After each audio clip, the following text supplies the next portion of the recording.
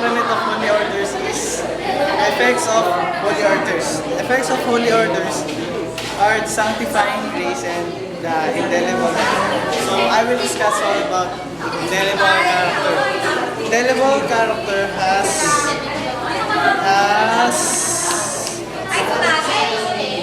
three parts. Letter A, an authority minister, servant of the word of God. And letter B, minister of the sacraments.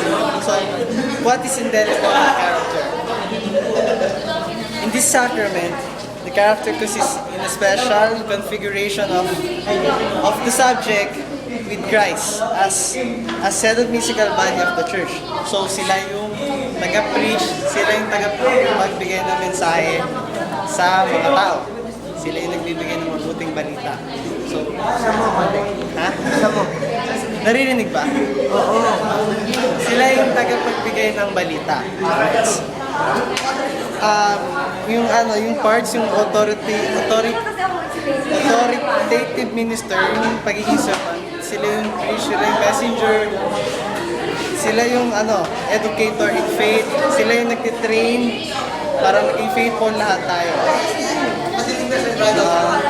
Letter B, a minister of the sacrament. Dito sa minister of the sacrament, dito dinidiscuss yung pagiging isa nila sa pinakakapila. Kasi sila yung binigyan ng karapatan para pamahagi yung magmating balita. Okay, that's all.